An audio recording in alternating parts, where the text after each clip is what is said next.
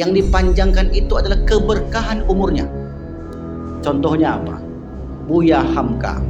Buya Hamka sudah meninggal, tetapi Buya Hamka seakan-akan masih hidup sampai hari ini. Kenapa seakan-akan masih hidup? Karena masih kita bicarakan. Kalau ada permasalahan Natal misalnya, orang pasti menyebut Buya Hamka. Karena Buya Hamka sangat tegas sekali. Di tahun 82 itu saya tak mengucapkan selamat Natal, tapi anda berhenti dari jabatan MUI, biar saya berhenti. Itu menunjukkan kekokohan. Karena Buya itu begitu, gak bisa dia dikasih uang jadi Buya, gak bisa. Kalau sekarang Buya itu ketika dapat duit sedikit jadi Buya dia. Betul lah Bang? Itu banyak yang Buya hari ini, Goya dia. Kalau Buya itu begitu dulu. Nah, jadi orang yang melakukan dua hal ini, kata para ulama, keberkahan umurnya panjang, sehingga kemudian dia sudah meninggal tapi tetap disebut. Tahapan yang pertama, bila kita sebutlah, kita umpamakan tahapan alam arwah, alam roh. Apa bedanya roh dengan arwah? Roh itu bentuk tunggal, ruhun. Kalau arwah itu bentuk jamak, arwahun. Jadi bahasa Arab itu kalau bentuk tunggalnya ruh, roh, ruhun. Misalnya Al-Quran menyebutkan wa yas'alunaka 'anir ruh. Mereka bertanya kepadamu Muhammad tentang roh. Berarti satu. Kalau disebut ruhun, arwahun mujannadah. Ruh itu adalah judud mujannadah. Arwahun berarti banyak roh.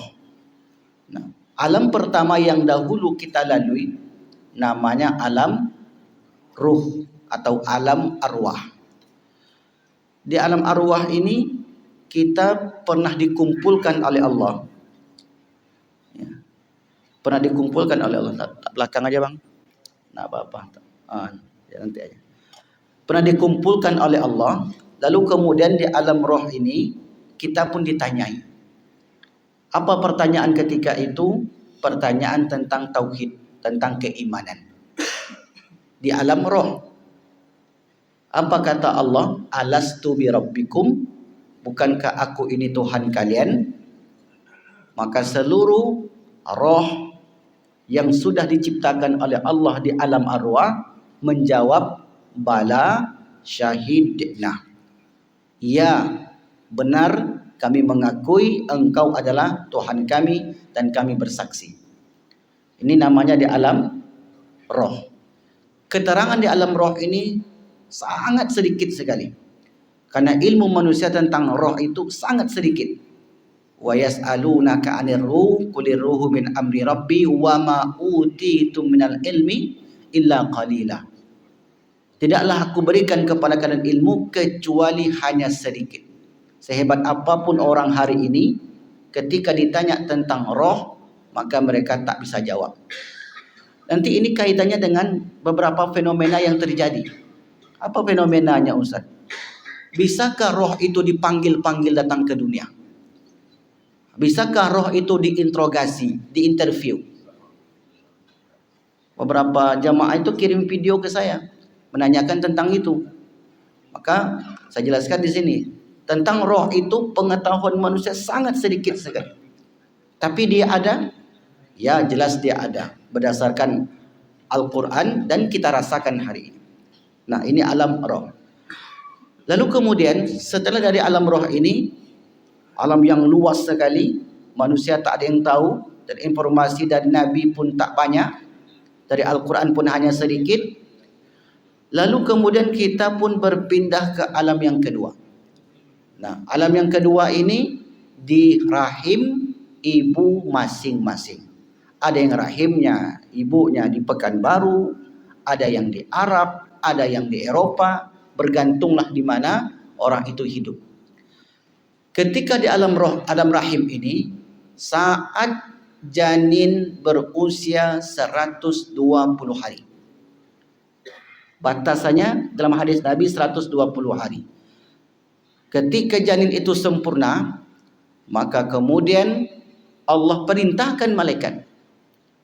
Untuk apa? Untuk meniupkan ruh yang sudah diciptakan tadi.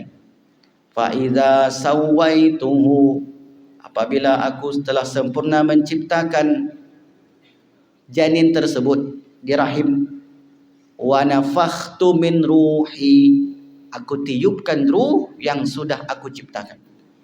Jadi kalau Bapak Ibu tengok terjemahan wa nafakhtu min ruhi, aku tiupkan ruhku, jangan diterjemahkan ruh Allah. Maksudnya adalah roh ciptaan Allah. Kalau ruh Allah berarti Allah punya ruh. Kalau orang punya ruh berarti dia mati. Tak mungkin. Maka di umur 120 hari, janin tadi yang belum ada nyawa, ditiupkanlah ruh, kemudian dia hidup. Nah, ini alam yang kedua. Di alam yang kedua ini Bapak Ibu, Allah perintahkan kembali malaikat untuk menanyai si janin tadi. Bagaimana cara malaikat itu, Ustaz? Itu di luar kemampuan manusia. Tapi adakah dalil yang menyatakan itu? Ada. Lalu kemudian diutuslah wa yub'atsu malaku fayunfakhu fi ruh. Diutuslah malaikat peniup ruh, lalu kemudian ditanyailah itu janin tentang 4 perkara. Bikasbi rizkihi, rezekinya ditulis. Wa ajalihi, ajalnya sudah ditulis. Sa'id, bahagia, wasaki, dan sengsara. Artinya perjalanan hidup kita sudah terkonsep, sudah tertulis sebagaimana yang sudah di dalam rahim ini. Jadi salah satunya adalah umur, ajal. Maka ajal kita, ajal itu artinya batas. Ini mungkin penjelasan tahun kemarin ini Bapak Ibu. Kan sudah lama jadi nggak apa-apa kita ulang lagi karena biasalah kita terkadang lupa. Ajal itu artinya batas. Saya sudah punya batasan hidup. Mungkin 60 tahun, mungkin lebih kurang, mungkin lebih pada itu. Bapak Ibu juga sama. Jadi kalau ajal itu sudah sampai, kemanapun kita lari, tak akan bisa menghindar. Maka begitulah kata Al-Quran. Al-Quran mengatakan, di Quran surah An-Nisa itu, Aynama takunu yudrikumul maut walau kuntum fi buruji musyayyada. Dimanapun kalian berada, kematian itu pasti akan mendapati walaupun kalian berlindung di benteng yang kokoh. Benteng kokoh ini kan istilah. Benteng kokoh itu maksudnya sehebat apapun orang itu menjaga kesehatannya, minum obatlah, inilah, itulah, bahwasanya bukan itu yang menghalangi dia mendapati kematiannya. Kematian itu ketika ajal sudah sampai. Nah ini ditulis dengan detail nih Bapak Ibu. Jadi skenario-nya di dalam rahim itu sudah tertulis sedemikian rupa. Ini di alam rahim. Lalu kemudian rezeki dan seterusnya itu pun ditulis. 9 bulan 10 hari pada umumnya janin ini pun terlahir. Masuklah dia ke alam yang ketiga, alam dunia. Di alam dunia menyatulah pada diri seseorang jasad dan roh. Dalam tubuh kita ni ada jasad. Sekarang ni ada jasad dan ada roh. Singkatnya Allah katakan perjalanan manusia di dunia 3 fase. Allahul ladzi khalaqakum min di'fin, berawal dari lemah. Semua dulu dalam keadaan lemah. Ketika kecil, umur sebulan, 2 bulan, 5 bulan, setahun, dalam keadaan lemah. Ini fase pertama dalam kehidupan dunia. Setelah kita lemah, summa ja'ala min ba'di da'afin quwwah. Setelah kena lemah itu kalian akan kuat. Umur 10, 15, 20, 30, 40 tahun, itulah puncak kekuatan manusia. Di atas 40 tahun masuk fase yang ketiga. Fase apa namanya? Lemah kembali. Lemah umur setahun atau setengah tahun, kemudian semakin kuat, naiklah kekuatan itu karena makannya banyak, karena minumnya banyak, minum tetalu setiap Selasa subuh, tentu bertenaga dia macam Pak Ilyas. Semakin berumur semakin banyak tetalu yang habis. Contohlah itu. Tambah tapai lagi. Apa tak panas badannya tu. Semakin banyak diisi semakin kuatlah kita Bapak Ibu. Tapi sampai puncaknya di umur 40 tahun kita kembali melemah. Summa ja'ala min ba'di quwwatin dha'fa. Setelah kalian kuat itu kalian akan melemah. Menurun terus. Bahkan segala sesuatu yang ada dalam diri kita itu ikut melemah. Ingatan juga melemah. Maka Al-Quran itu mengisyaratkan kepada kita, wa man nu'ammirhu. Quran surat Yasin. Surat yang ke-36 ayat 67. Wa man nu'ammirhu, siapa yang kami panjangkan umurnya, nunakkisu fil khalqi, kami kembalikan dia seperti penciptaan yang semula. Apa maksudnya ayat ini? Kalau dulu ketika kita umur setahun, tulang punggung ini sangat tak kuat sekali, lemah. Ketika berjalan mungkin tertatah-tatah, tertatih-tatih. Ketika masuk umur 60 tahun, maka tulang punggung ini pengennya kalau duduk, kalau enggak mencari tiang, cari dinding. Itu pengennya gitu aja. Karena sudah mulai melemah lagi. Ingatan ikut melemah, mata pun ikut melemah, mudah sekali kita tertidur. Dan itulah fase perjalanan kita di dunia, Bapak Ibu. Dan ini tak bisa ditolak. Tak bisa ditolak oleh akal manusia. Nah, sampai nanti masanya dia semakin melemah, kemudian di situ terjadilah namanya kematian tadi. Enggak bisa dihindari. Makanya salah satu doa kita kalau ziarah kubur, wa inna bikum insyaallah lahikun. Sesungguhnya kami bikum terhadap kalian yang sudah meninggal, insyaallah dengan izin Allah, lahikun kami akan menyusul. Apa maknanya menyusul di situ? Sesungguhnya kita ini ngantri. Kita ini semua ngantri ya Pak, ngantri menuju kematian. Mengambil jatah kehidupan tadi. Jadi kita ini mengantri. Kapan ya, siapa yang dulu, siapa yang belakangan, itu sudah tertulis dengan rapi di dalam catatan malaikat. Maka ketika kita ziarah kubur, kita ucapkan doa itu, wa inna bikum insyaallah ikun. Dan sesungguhnya kami ini terhadap kalian, insyaallah dengan izin Allah, kami akan menyusul kalian. Berarti kita mengantri untuk menuju kehidupan di alam barzakh. Nah, masuklah alam yang keempat. Setelah kita meninggal, kita pun masuk alam yang keempat. Alam yang keempat ini, setiap alam yang kita lalui tak bisa diulang. Jadi tidak ada syarat ulangnya lagi. Alam roh ke alam rahim tak bisa balik lagi ke belakang. Berarti kalau berjalan itu hanya sekali saja. Sekali kita melangkah tak boleh lagi mundur ke belakang. Alam arwah ke alam rahim, tak bisa balik lagi ke belakang. Alam rahim ke alam dunia, tak bisa lagi balik ke belakang. Alam dunia yang terdiri dari unsur jasad dan roh, masuk ke alam barzakh, itu pun tidak bisa balik lagi ke belakang, ke dunia. Maka orang yang sudah masuk alam barzakh ini, alamnya alam gaib, alamnya alam kehidupan, di sanalah arwah itu berada sampai datang hari kiamat, hari berbangkit. Jadi orang yang sudah masuk ke barzakh ini tak bisa lagi pulang ke dunia. Karena beberapa waktu yang lalu ada yang bertanya, bisakah roh itu pulang ke rumah Ustaz? Tidak bisa. Bisakah roh itu dipanggil-panggil datang ke dunia ini Ustaz? Tidak bisa. Masuk ke rumah lain pun tak bisa. Masuk ke roh yang lain tak bisa. Jelas Bapak Ibu? Rohnya Vina yang di Cirebon, katanya diinterview lah Bapak Ibu. Maka kemudian dia katakan begini. Rohnya Nia yang Padang Pariaman diinterview. Kalaulah memang roh itu bisa dipanggil-panggil, betapa banyak kasus-kasus kematian, kasus pembunuhan semestinya diungkap. Tak perlu lagi kita polisi, tak perlu lagi ada tim Inafis dan seterusnya, tim forensik. Jadi ketika ada orang mengatakan, oh, apa yang disampaikan oleh roh itu Ustaz, persis seperti informasi yang kami dapat, itu adalah jin.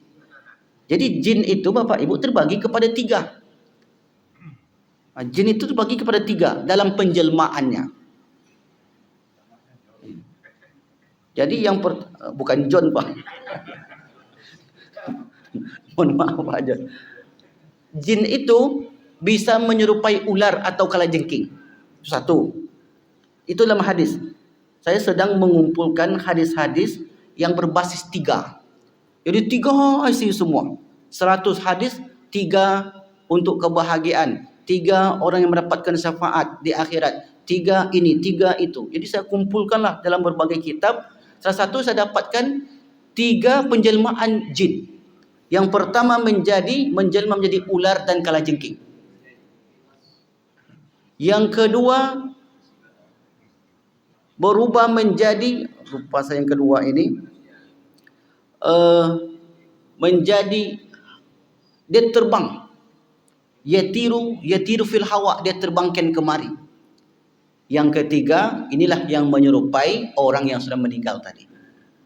Jadi kalau ada yang semacam itu nanti, kita tidak mengingkari keberadaan jin. Jin itu ada.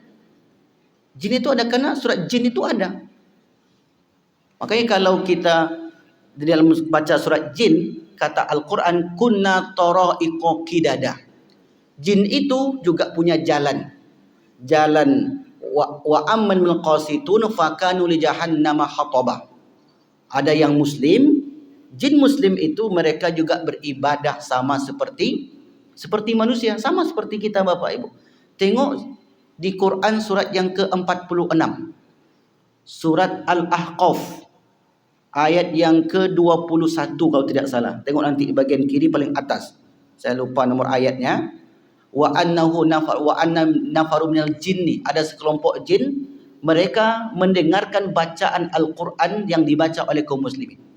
Ketika orang itu selesai membaca Al-Quran, maka jin muslim ini walau mudbirin, mereka tinggalkan orang itu dan pergi ke kaumnya menyampaikan isi pesan itu. Jadi dalam dunia jin itu sendiri, dalam ayat ini mereka juga berdakwah. Mungkin kalau ada nama Masjid Nurul Huda, mungkin di sana dibuat juga pengajian tu bagaimana. Mungkin juga ada pengajian kematian. Karena jin dan manusia itu setara dalam peribadatan. Wa ma khalaqtul jinna wal insa illa liya'budun. Okey, kembali kepada tema tadi. Jadi orang yang sudah meninggal, roh tidak akan pernah kembali ke dunia dalam bentuk nyata. Jadi misalnya nanti bapak pulang, jumpa dengan roh ayahnya, tegak depan pintunya, itu jin yang menyerupai. Pergi ke kampung, jumpa dengan seseorang yang mirip dengan mak dia, dengan kawannya, itu adalah jin yang menyerupai itu.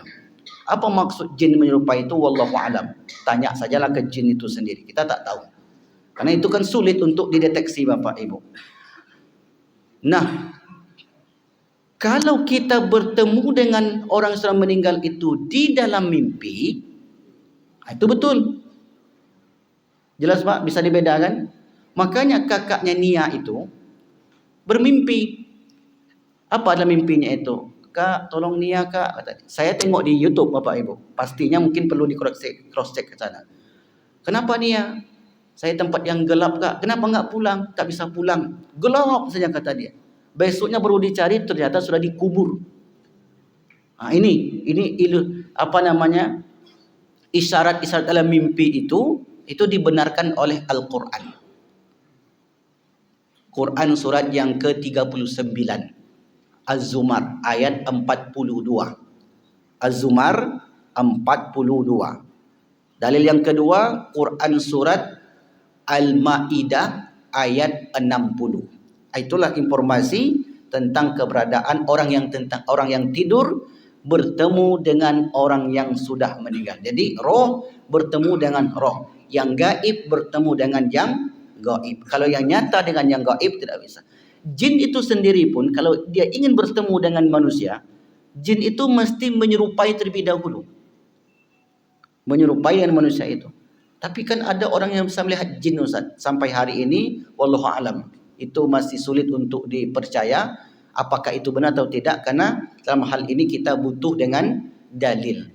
Tapi bisa jadi Bapak Ibu, jin itu menampakkan wujud sehingga orang itu melihat jin tadi. Hal itu tidak mustahil, menampakkan wujudnya kepada seseorang kemudian dia menghilang. Itu bisa terjadi. Tetapi kalau di alam mimpi, roh kita saat kita tidur tadi malam, lalu kemudian dibawalah ke suatu tempat, lalu kemudian kita bertemu dengan suami, dengan istri, dengan ayah kita, maka pertemuan itu adalah isyarat daripada Allah Subhanahu wa taala. Nah, beberapa waktu yang lalu ada seorang ibu-ibu yang suami sudah meninggal, ayah sudah meninggal, mak sudah meninggal, ditinggal seorang diri. Mengalami koma. Koma ini termasuk orang yang tidur. Koma, pingsan, tidur. Tersebut dalam Islam itu mati kecil. Ketika dia tidur, maka kemudian beberapa hari enggak sadar, ditunggulah oleh suaminya membawa kereta yang sangat cantik sekali. Di taman-taman yang sangat indah sekali. Lalu kemudian dia pun mau numpang di kereta suaminya ini. Langsung cerita ke saya orang itu, Bapak Ibu. Lalu kemudian, kau belum waktunya, kau hidup lagi, nanti kau sadar lagi, kata dia. Menurut dokter, orang yang pecah pembuluh darah itu jarang yang selamat. Ini menurut dokter lah, Bapak Ibu. Tapi kalau kuasa Allah, tak ada yang tak mustahil. Pecah pembuluh darahnya, Pak. Ya, ini kalau kata dokter, ini nggak bisa diselamatkan. Ini menunggu waktu saja. Tapi hari ini orang itu selamat, sehat walafiat. Satu lagi, ada supir ambulan yang sampai hari ini belum nadi. Nadinya itu dari jantung sampai ke kepala diganti dengan selang. Menurut dokter, ini orang sudah pasti meninggal. Tapi menurut Allah belum. Dengan ilmu kecanggihan ilmu manusia bisa tertolong orang ini hidup sampai sekarang ini, mengalami mimpi yang semacam itu. Maka sebelum ini saya pernah ceritakan, orang barat itu sendiri meneliti orang-orang yang pernah mati. Namanya Raymond Moody. Orang yang pernah mati suri, mati 5 jam, mati 10 jam, kemudian mereka bangun lagi dan mereka interview. Dan dia ceritakan perjalanan spiritualnya ketika di dalam matinya tersebut. Nah, orang yang sudah meninggal tadi, roh tidak akan pernah kembali ke dunia lagi. Kalaupun itu ada yang mirip, yang serupa, itu adalah penjelmaan jin terhadap orang-orang yang sudah meninggal tadi. Itu bisa, Bapak Ibu. Tapi bukanlah benar-benar roh itu yang datang ke dunia. Nah, seperti yang saya katakan tadi, alam berikutnya enggak bisa kita kembalikan lagi. Seperti apa kita meninggal? Sesuai cara hidup. Man asa ala syai'in mata alai. Kita mudah nebaknya, Bapak Ibu. Seperti apa saya meninggal nanti ya? Tak usah jauh-jauh mikirnya. Kata Imam Ibnu Katsir, seperti apa engkau hidup, seperti itulah cara mati. Orang akan meninggal sesuai kebiasaan.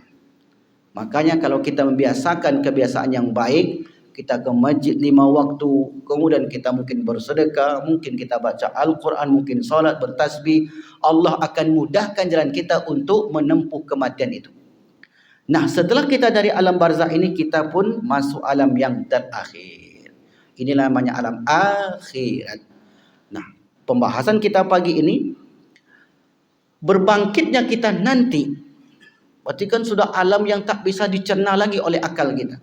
Satu-satunya yang bisa menjadikan atau menjadi pedoman bagi kita adalah dalil. Gak ada jalan lain, Bapak Ibu.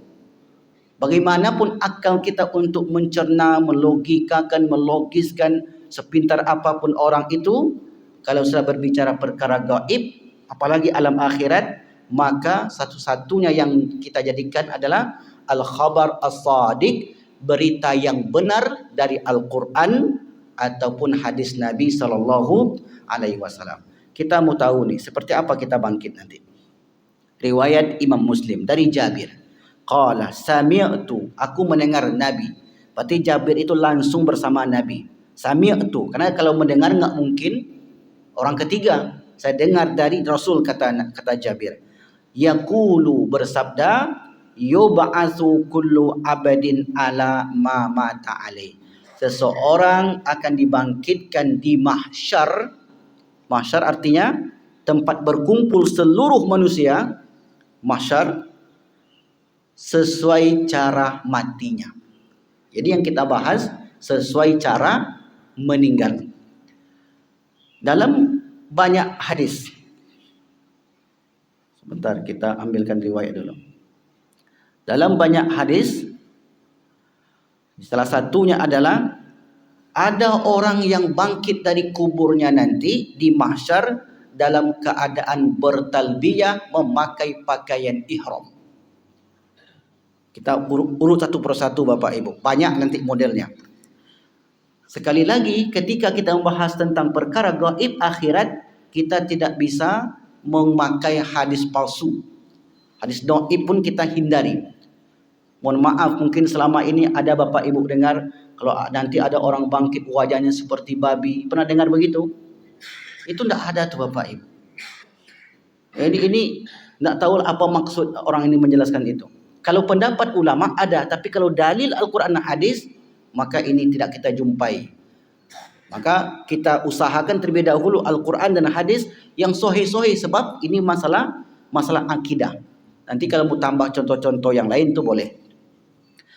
Yang pertama, seseorang akan bangkit dalam keadaan bertalbiyah. Suatu ketika Rasulullah bersama para sahabat melakukan haji wada. Seseorang yang masih memakai pakaian ihram di atas untanya.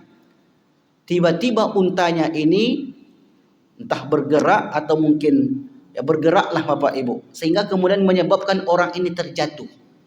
Ketika dia terjatuh langsung meninggal. Karena jatuh itu hanya menjadi sebab saja. Bukan berarti jatuh meninggal. Banyak orang yang jatuh tapi tak meninggal. Ada kawan saya jatuh dari lantai 4. Sudah itu ditimpa tangga lagi. Sampai hari sekarang masih hidup. Artinya ini ajal belum sampai. Ini sahabat Nabi setelah haji wada, ajalnya sudah sampai.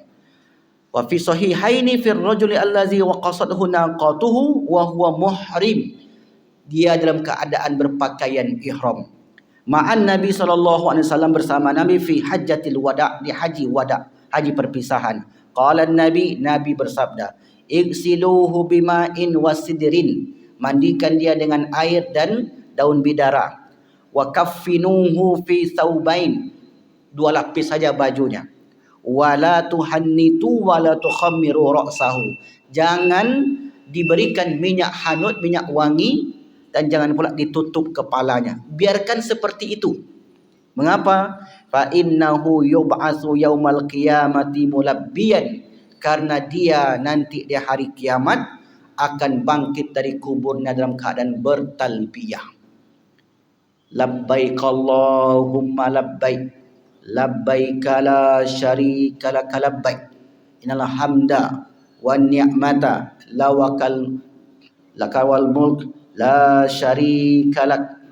Bangkitnya orang ini dalam keadaan bertalbiyah, terus dia bertalbiyah di padang mahsyar sampai nanti dia bertemu dengan Allah Subhanahu wa taala. Ini contoh yang pertama. Contoh yang kedua, ada orang yang bangkit dalam keadaan berperang, mati syahid. Mati syahid karena dia berperang di jalan Allah Subhanahu wa taala. Jadi ketika dibangkitkan dari kuburnya, darahnya itu masih bercucuran. Untuk apa Ustaz? Karena kematian itu ataupun kebangkitan itu dari kubur, 2 keadaan. Yang satu dalam keadaan ketaatan, yang satu dalam keadaan kemaksiatan. Jadi dialokasikan, dikumpulkan ketaatan orang yang taat saja. Ada yang ketika bertalbiyah, berarti melakukan ketaatan. Ada orang yang sedang syahid, berperang, seperti saudara kita yang berada di Gaza hari ini. Beberapa waktu yang lalu saya nonton berita hari Sabtu, ketika malam mereka tidur di kemah-kemahnya, muaskar, lalu kemudian dijatuhkanlah bom oleh Israel Bapak Ibu. Kalau kemah-kemah itu pakai terpal. Ketika bom itu dijatuhkan, kemudian terbakarlah terpal itu. Orang yang dibawa itu ikut terbakar, menjerit-jerit kesakitan. Hari Sabtu kemarin beritanya di Al Jazeera. Jadi bahasa Inggrisnya people are burning kan. Orang-orang itu terbakar dan tak bisa ditolong. Karena kalau kita ditolong oleh orang sekitarnya, maka dia akan ikut terbakar. Jadi dibiarin saja. Nah, ketika mereka meninggal dalam keadaan seperti itu, ketaatan kepada Allah, karena mereka termasuk kategori syahid. Orang yang syahid itu man qatala duna malihi, siapa yang terbunuh karena mempertahankan hartanya.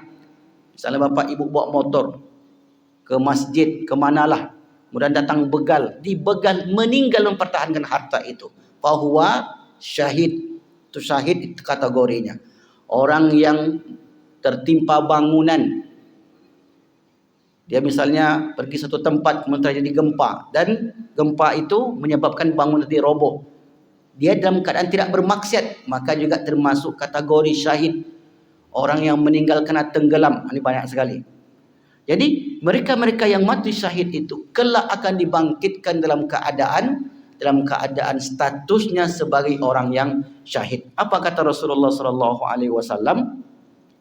La yuklamu ahadun fi sabilillah wallahu a'lamu biman yuklamu fi sabilihi illa jaa. Tidaklah seorang itu meninggal illa jaa, kecuali dia datang nanti pada hari kiamat, wajurhuhu yas'abu, sementara darahnya masih mengalir, al-launu launud dami warihu rihul miski, warna darahnya itu, warna itu seperti warna darah, dan aromanya itu seperti aroma minyak kasturi. Ini dua keadaan. Ada juga nanti orang yang bangkit dari kuburnya itu dalam keadaan melakukan ibadah solat. Kenapa? Karena meninggalnya dalam keadaan solat, bersujud. Jadi dia bersujud terus kepada Allah Subhanahu wa taala. Ini kiasnya daripada hadis-hadis yang tadi.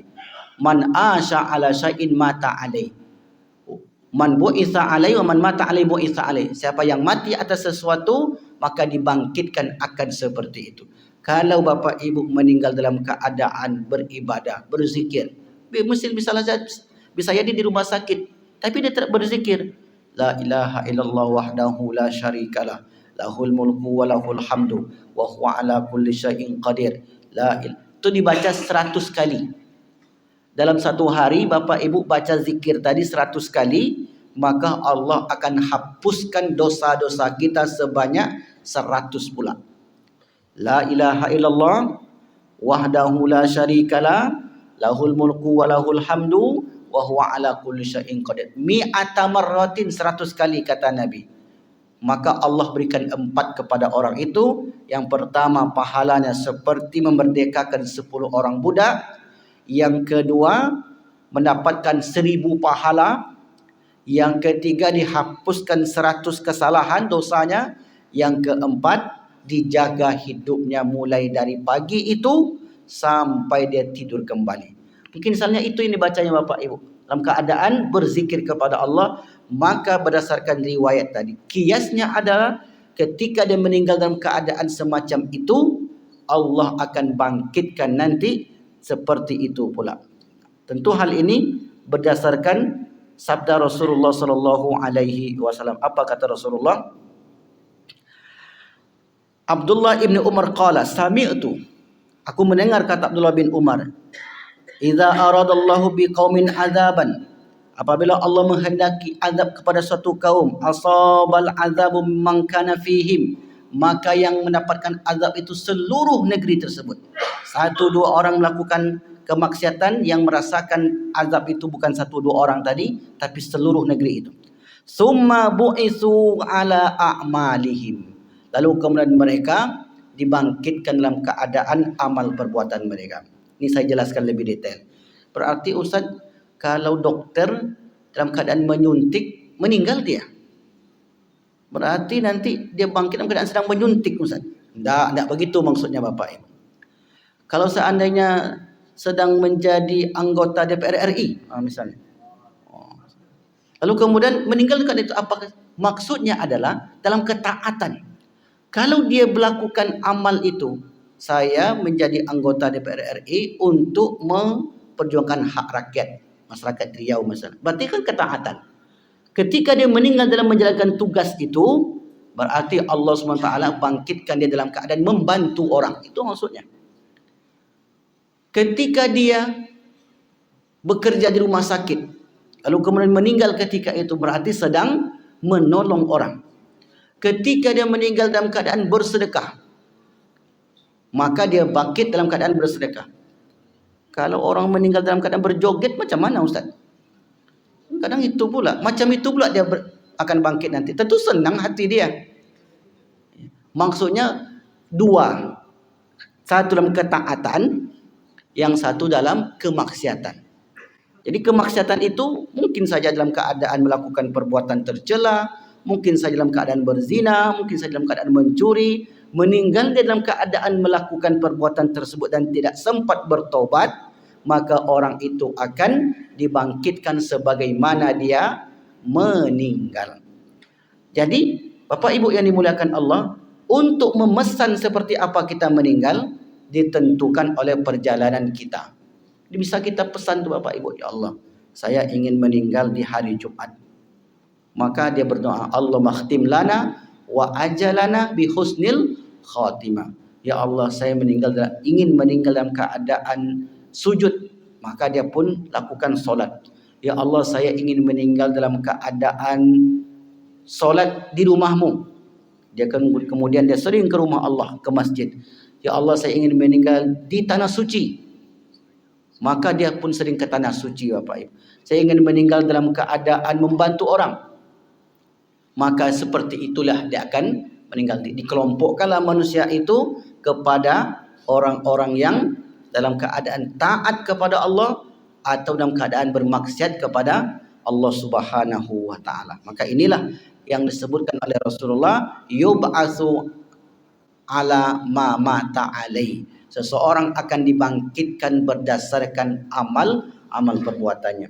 Ada juga hadis Nabi yang menjelaskan, mungkin kita jelaskan detailnya di pertemuan yang akan datang, tentang ada orang yang ketika bangkit dari kuburnya itu dalam keadaan berhutang.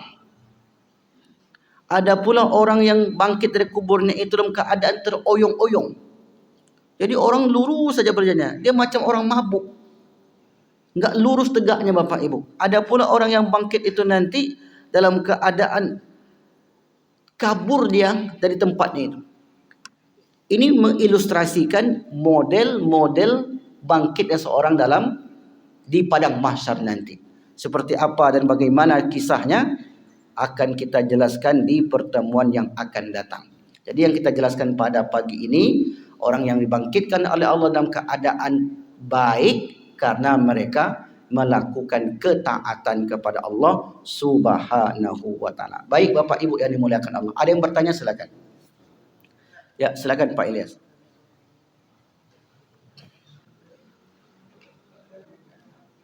Ya, tafadhol.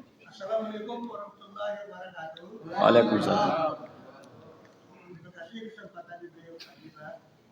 Tadi Bapak ada menyinggung soal kita Masjidil Ibrahim, itu sudah ditentukan salah satunya ajal kita. Ya.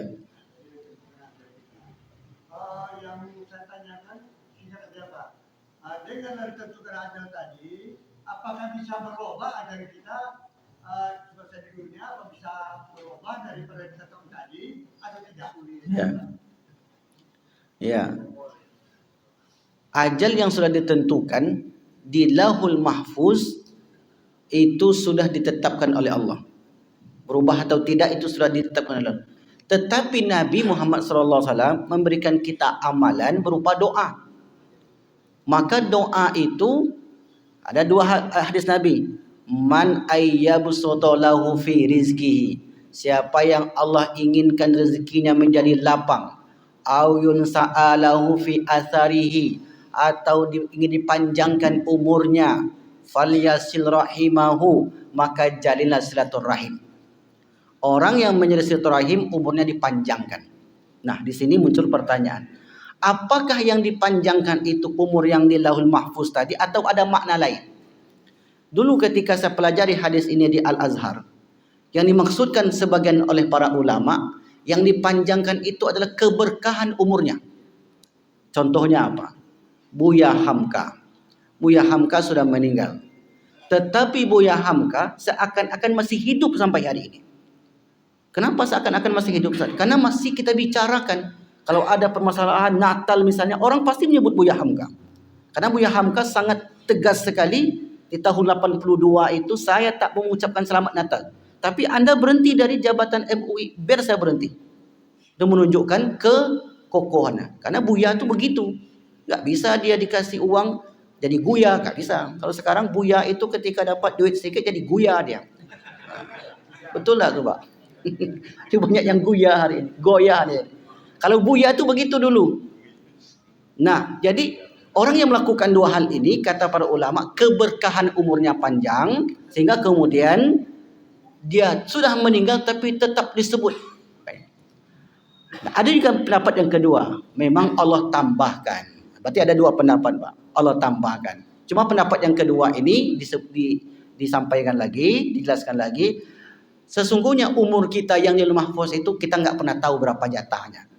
Kita nggak pernah tahu. Tapi kan ada hadis riwayat dari Nabi Isa itu, kau mau panjang umur nggak, kata Allah. Maka peganglah bulu domba ini, seberapa banyak kau bisa merabanya, maka sebanyak itulah umur yang akan aku tambah, kata Allah. Tapi kata Nabi Isa, panjang umurku itu apakah membuat aku jadi baik? Tidak, belum tentu. Maka cukuplah umur yang sudah ada saja yang saya habiskan. Jadi ada dua pemahaman tentang hadis tadi. Siapa yang ingin dipanjangkan umurnya dan dilapangkan rezekinya, jalinlah silaturahim. Secara logikanya Bapak Ibu itu masuk akal. Mengapa? Karena orang yang sering jalan-jalan itu pikirannya fresh, segar. Makanya kalau ibu-ibu agak stres sedikit, ajak selaki suaminya, jalanlah kita keluar ruang itu. Karena di rumah suntuk nengok rumah itu. Orang yang suntuk itu cepat mati. Nengok rumah. Cobalah sekali pergi misalnya ke Turki. Makanya Pak Matondang tu walaupun umurnya hampir 70, macam 27. Nah, semangatnya. Kenapa? Karena sering keluar. Apalagi nanti kalau minum teh talunya di Hang Tuah, itu lebih lagi tuh.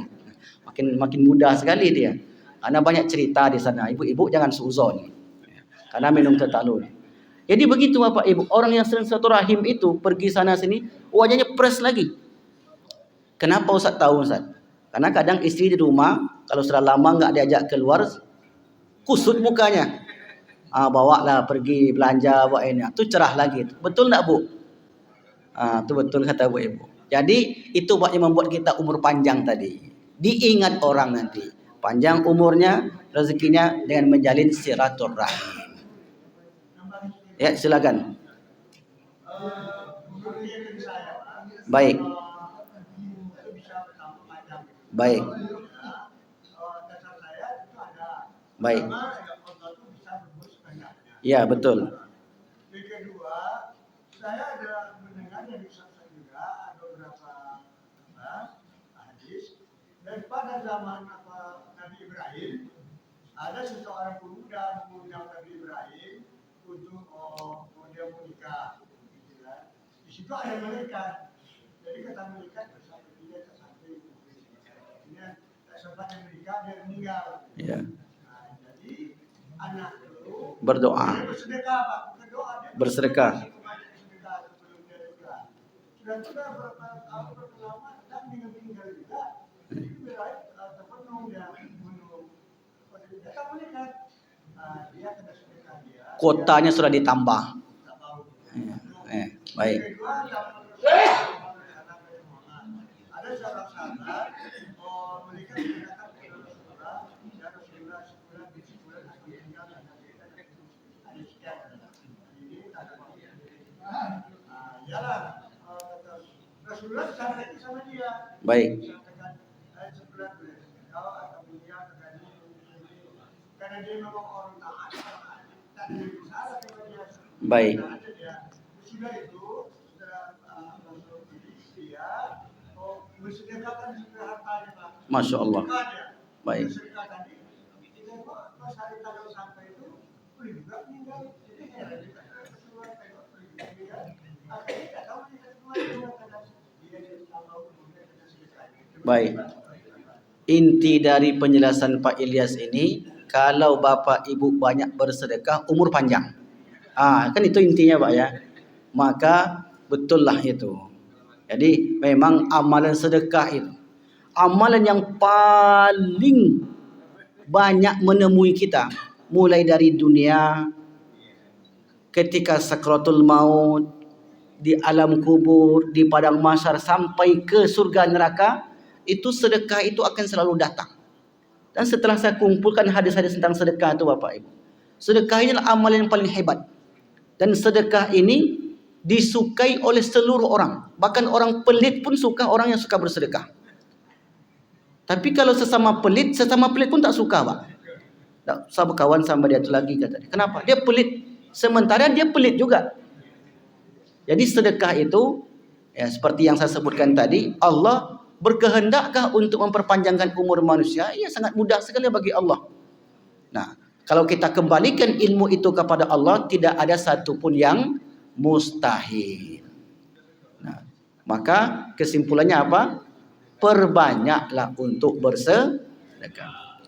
Ada seorang, Pak, non-muslim, tinggal di Arifin Ahmad, sakit keras. Kalau menurut dokter akan meninggal nih. Kata bapak ini, sedekah anak yatim. Ini bukan muslim, Pak, non-muslim. Sedekah ke anak yatim, kata. Sedekahlah keluarganya ini. Sehat sudah itu. Jadi kalau bapak ada sakit lutut, sedekahlah. Banyak yang batuk-batuk, sedekahlah katanya. Insya Allah sehat. Ya. Dawu mardakum bis sadaqah. Kalau sakit, obatilah sedekah kalian dengan bersedekah. Jadi itu sahih sekali. Amalan sedekah sangat luar. Silakan, Pak. Waktu kita panjang. Assalamualaikum. Ini Pak John. Ini Ustaz, Allah akan minta manusia itu dengan kesempurnaan dan kekurangan. Baik. Jadi yang saya tanyakan di sini, bagaimana bangkitnya kalau manusia itu orang diciptakan kekurangan seperti Baik. kita, pincang ataupun perokan. Baik. Sementara dia di dunia itu ada sering hadis bahwa manusia yang diminta di dunia di akhirat tidak akan diperhatikan oleh Allah. Baik. Jadi seandainya orang buta atau orang ini bukan kita menjadi orang berkata, kita Baik. ingin mengajar. Ya, ya betul. Mana cara bangkitnya orang yang cacat itu di sementara dia bisa ditekan kurang lagi daripada itu Ustaz. Baik. Satu lagi Ustaz. Ini kedua tema. Jadi pemikir juga saya. Manusia itu dikumpulkan itu hidup kita karena kami mengikuti baris sesuai dengan nabinya. Sementara zaman sekarang ini kan bisa kita katakan ini kita kan mengikuti Nabi Muhammad SAW. Sementara ada yang merasa dia tidak mengakui Nabi Muhammad SAW. Sementara dia hidup di zaman sesudah Nabi Muhammad. Itu termasuk orang yang mana Ustaz. Terima kasih. Baik.